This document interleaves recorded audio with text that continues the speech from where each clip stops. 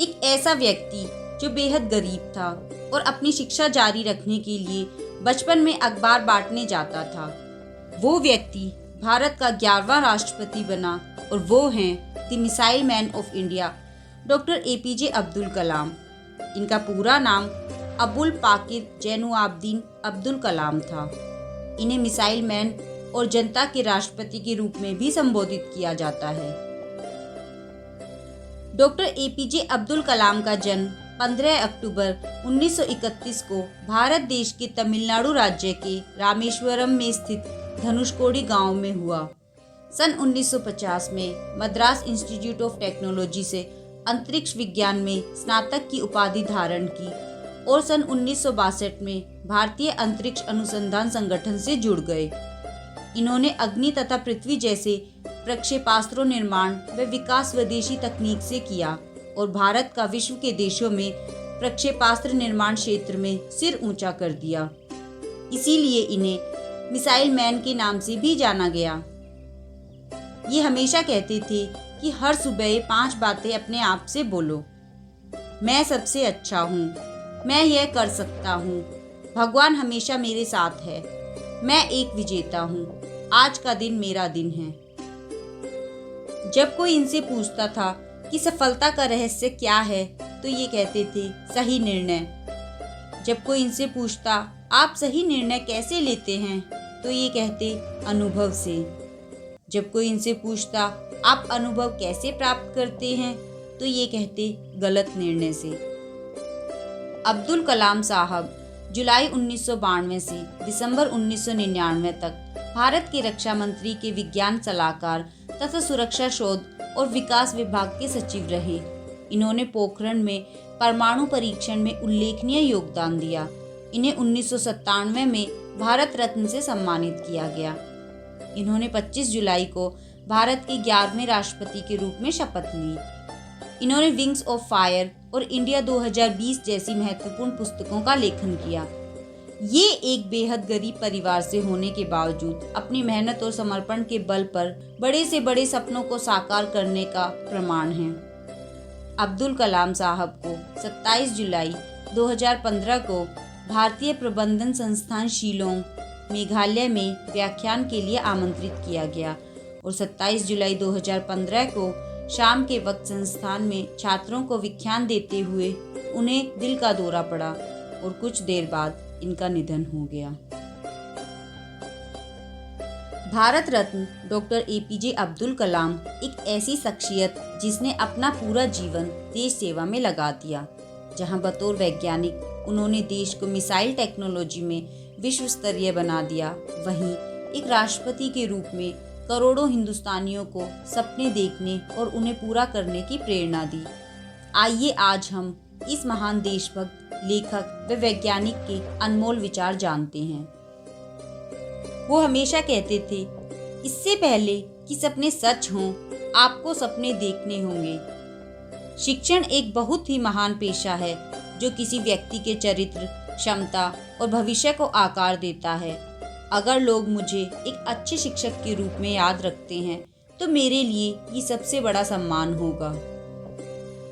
अगर तुम सूरज की तरह चमकना चाहते हो तो पहले सूरज की तरह जलना सीखो। विज्ञान मानवता के लिए एक खूबसूरत तोहफा है, हमें इसे बिगाड़ना नहीं चाहिए। सपने वो नहीं जो आप सोने के बाद देखते हैं, सपने तो वो हैं जो आपको सोने ही नहीं देते। महान सपने देखने वालों के महान सपने हमेशा पूरे होते हैं। हमें हार नहीं माननी चाहिए और हमें समस्याओं को खुद को हराने नहीं देना चाहिए। मैं इस बात को स्वीकार करने के लिए तैयार था कि मैं कुछ चीजें नहीं बदल सकता।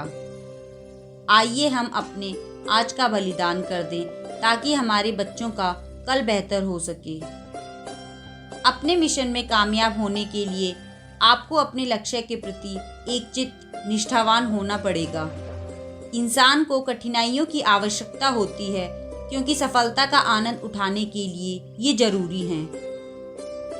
छोटा लक्ष्य अपराध है, महान लक्ष्य होना चाहिए। शिखर तक पहुंचने के लिए ताकत चाहिए होती है, चाहे वो माउंट एवरेस्ट का शिखर हो या आपके पेशे का। क्या हम यह नहीं जानते कि आत्मसम्मान आत्मनिर्भरता के साथ आता है? अंततः वास्तविक अर्थों में शिक्षा सत्य की खोज है। यह ज्ञान और आत्मज्ञान से होकर गुजरने वाली एक अंतहीन यात्रा है। तब तक लड़ना मत छोड़ो जब तक अपनी तय की हुई जगह पर ना पहुंच जाओ। यही अद्वितीय हो तुम। जिंदगी में एक लक्ष्य रखो, लगातार ज्ञान प्राप्त करो, कड़ी मेहनत करो और महान जीवन को प्राप्त करने के लिए दृढ़ रहो। किसी भी मिशन की सफलता के लिए रचनात्मक नेतृत्व आवश्यक है। जो अपने दिल से काम नहीं कर सकते वे हासिल करते हैं, लेकिन बस खोखली चीजें, अधूरे मन से मिली सफलता अपने आसपास कड़वाहट पैदा करती हैं। जब तक भारत दुनिया के सामने खड़ा नहीं होता, कोई हमारी इज्जत नहीं करेगा। इस दुनिया में डर की कोई जगह नहीं है। केवल ताकत का सम्मान करती है। इंतजार करने वालों को उतना ही मिलता है जितना कोशिश करने वाले छोड़ देते हैं। जीवन एक कठिन खेल है। आप एक व्यक्ति होने के अपने जन्मसिद्ध अधिकार को बनाए रखकर इसे जीत सकते हैं। महान शिक्षक ज्ञान, जुनून और करुणा से निर्मित होते हैं। यदि हम स्वतंत्र नहीं हैं तो कोई भी हमारा आदर नहीं करेगा। किसी विद्यार्थी की सबसे जरूरी विशेषताओं में से एक है प्रश्न पूछना। विद्यार्थियों को प्रश्न पूछने दीजिए। मैं 18 मिलियन यूथ से मिला हूँ और हर एक यूनिक बनना चाहता है। मेरे लिए नकारात्मक अनुभव जैसी कोई चीज नहीं है। राष्ट्र लोगों से मिलकर बना है और उनके प्रयास से कोई राष्ट्र जो कुछ भी चाहता है उसे प्राप्त कर सकता है। जिस दिन हमारे सिग्नेचर ऑटोग्राफ में बदल जाएं, उस दिन मान लीजिए आप कामयाब हो गए।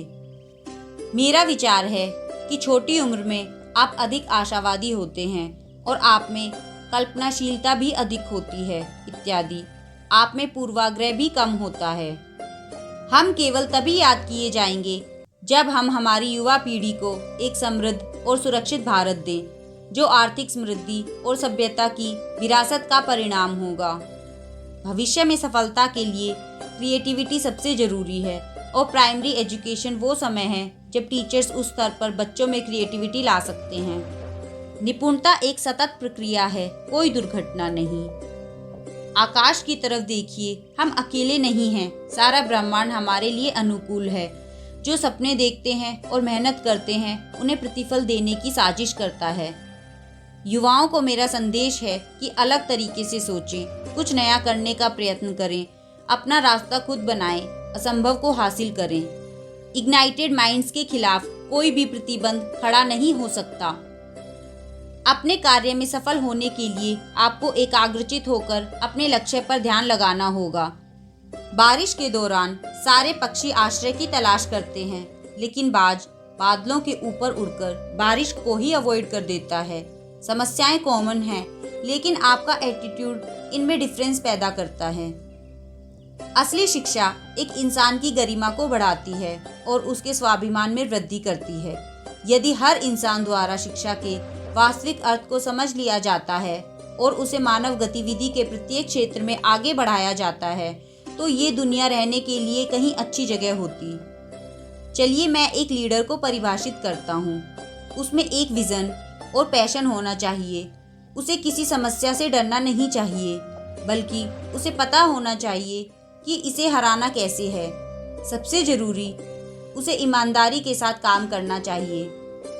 आप अपना भविष्य नहीं बदल सकते, लेकिन अपनी आदतें बदल सकते हैं और निश्चित रूप से आपकी आदतें आपका भविष्य बदल देंगी। जहाँ हृदय में सच्चाई होती है, वहाँ घर में सामंजस्य होता है। जब घर में सामंजस्य होता है, तब देश में एक व्यवस्था होती है। जब देश में व्यवस्था होती है, तब दुनिया में शांति होती है। जब हम बाधाओं का सामना करते हैं, हम अपने साहस और फिर से खड़े होने की ताकत के छिपे हुए भंडार को खोज पाते हैं, जिनका हमें पता नहीं होता कि वो हैं। और केवल तब जब हम असफल होते हैं, एहसास होता है कि संसाधन हमेशा से हमारे पास थे। हमें केवल उन्हें खोजने और अपने जीवन में आगे बढ़ने की ज़रूरत होती है। शिक्षाविदों को छात्रों के बीच जांच की भावना, रचनात्मकता, उद्यमशीलता और नैतिकता, नेतृत्व की क्षमता का निर्माण करना चाहिए और उनका रोल मॉडल बनना चाहिए। यदि 4 बातों का पालन किया जाए, एक महान लक्ष्य बनाया जाए, ज्ञान अर्जित किया जाए, कड़ी मेहनत की जाए और दृढ़ रहा जाए, तो कुछ भी हासिल किया जा सकता है। मुझे पूरा यकीन है कि जब तक किसी ने नाकामयाबी की कड़वी गोली न चखी हो, वो कामयाबी के लिए पर्याप्त महत्वाकांक्षा नहीं रख सकता। भ्रष्टाचार जैसी बुराइयां कहाँ से पनपती हैं? ये कभी न खत्म होने वाले लालच से आती हैं। भ्रष्टाचार मुक्त नैतिक समाज के लिए लड़ाई इस लालच के खिलाफ लड़ी जानी होगी और इसे मैं क्या दे सकता हूँ की भावना से बदलना होगा। मेरा संदेश विशेष रूप से युवाओं के लिए है कि वे अलग सोचने का साहस रखें, आविष्कार करने का साहस रखें, अनदेखे रास्तों पर चलने का साहस रखें, असंभव को खोजने और समस्याओं पर जीत हासिल करके सफल होने का साहस रखें। ये महान गुण हैं जिनके लिए उन्हें ज़रूर काम करना चाहिए। युवाओं के लिए ये मेरा संदेश है।